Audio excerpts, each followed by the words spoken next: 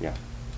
How much does it cost to do an energy audit on a house that was built before the energy regulations came into effect? You know, like something was built before 1970? Right, 78. And it's going to be a smaller house, so it's going to be in the ballpark of 1,600 square feet probably.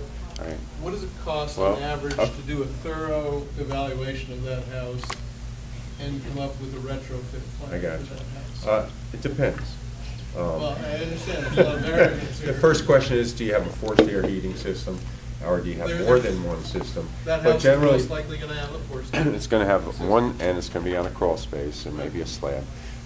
There are qualified people that will do that as low as $400 to $700, and if anybody wants to do it for a couple of $100, it's just like the $150 Title 24. You get what you pay for.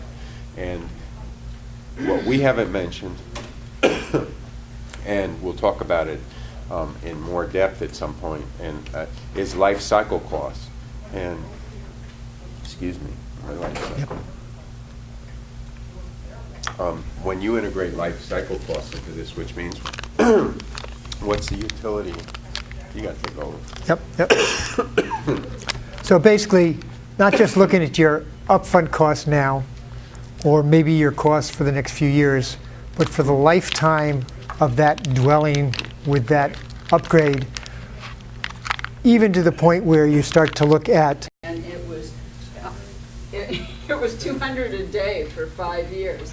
So when I look at, market needs for people doing this work, to have the people that can go in and do that much, just getting the rating on the house, just seeing what needs to happen, and then all the remodelers and so on to do all the different pieces of the work.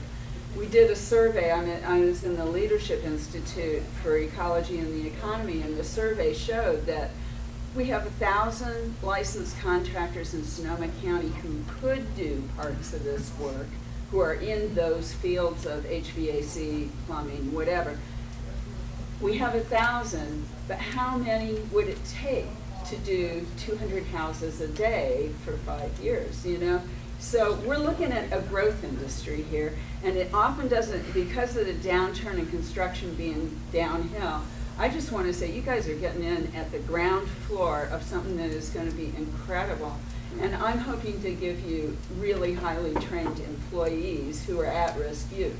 So, working together, I just wanted to put it in that context of not just energy use, not just greenhouse gases, but actual demand for this work because of the regulations coming out of our state government when it passes a budget, that there will be a demand for this. So if you're doing it now, this is great.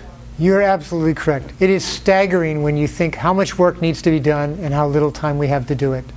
Let me just interject. I did the projection analysis for how many employees, how many people it would take, and it's 6,500 new jobs, from supervisory jobs and entrepreneur jobs, all corporate, small corporation owners and small businessmen. Is that in this county? That's in this county. To accomplish that task, we need 6,500. In fact, Chris Cohn, who I'm sure you know, she has the breakdown. Can't remember what it was, and it was about 2,500, which I hope will be. You helped in our project. Okay. So yeah, there's plenty of opportunity. We've been on the bleeding edge. It's now moving to the front edge. Okay. And questions, but just I wanted to add on. First off, there was a question about employing unemployed people. I'm working on Mary Donovan, who's the head of our workforce development in Marin, and there's similar workforce development here. Yeah. And I would like to talk with you more later because we need to basically convince those people that if you're on unemployment, the EDD has funds for training people, and that this is the area they should be sponsoring. They should be sponsoring people who want to take seriously making a career in energy efficiency a top priority because this is a growth industry. Now, the green stimulus funds Yep. are coming through Yep. the California Energy CEC. Commission and the Workforce Investment Board. Yep. And that is, the major thing is energy efficiency and the weatherization for training. Yep. Yeah, and Yeah. the Weatherization Action Program, which has been underfunded for years, but does the retrofits in low-income housing and so on, has just gotten $5 billion this year for their training. And there is an event happening in Roseland tomorrow night and Saturday night. It's a 2-hour event. And the first hour is a bilingual team at Shepherd School talking about getting your house retrofitted if you have no money, and so on.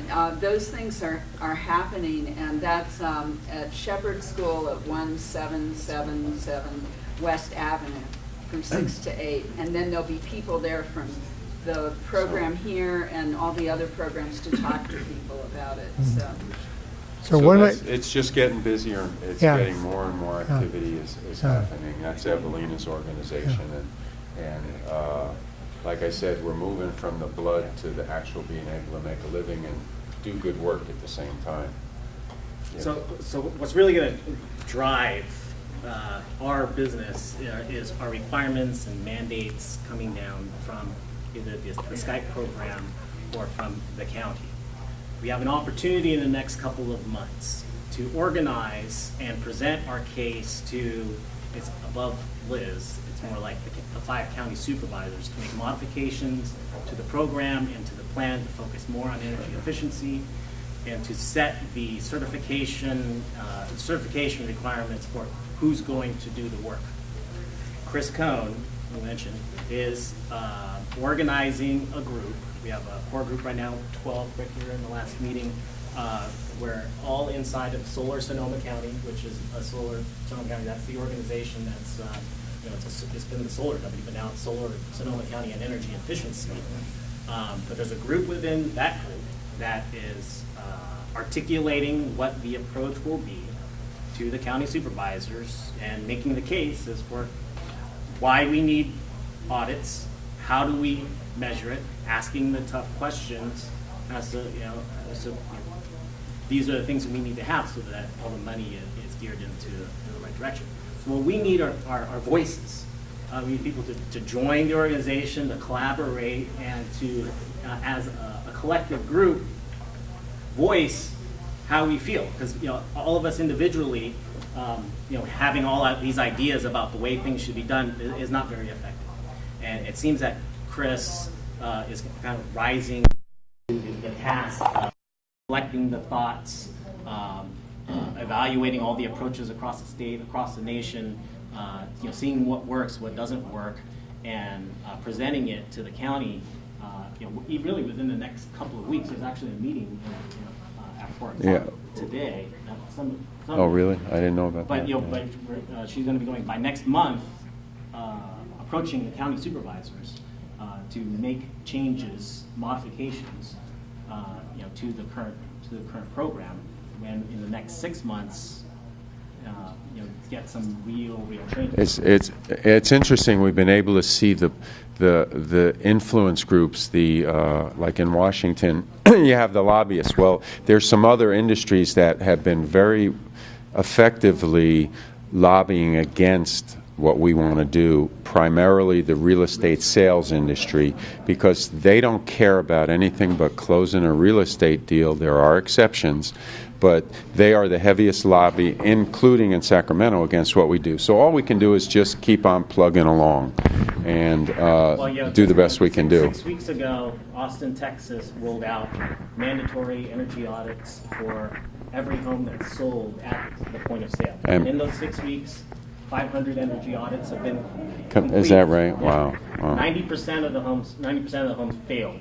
Yeah, And 100% of them have to be upgraded. That's why the realtors don't, it'll slow the process down, it'll fix the home so they use less energy for the next 100 years, and the people will be healthier and more comfortable.